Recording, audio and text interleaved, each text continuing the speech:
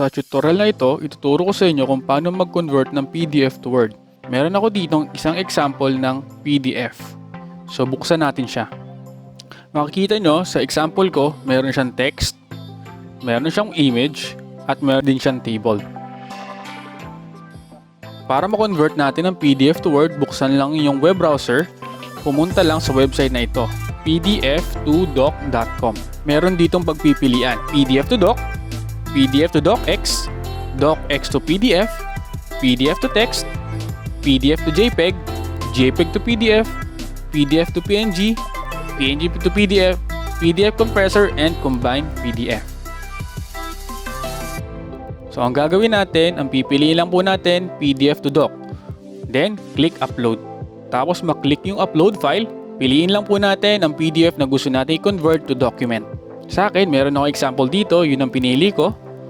Click nyo Open.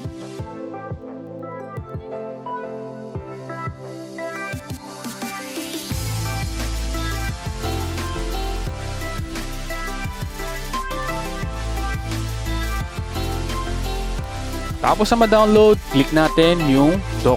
Makikita nyo na yung PDF kanina, ngayon na-convert na sa document.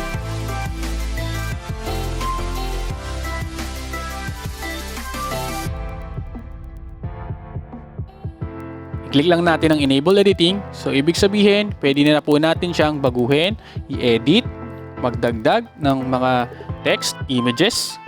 Depende na po yan sa inyo. Pwede po ito sa mga PDF na mga documents, katulad ng mga modules para sa mga estudyante, at iba pang mga PDF na gusto nating ma-edit.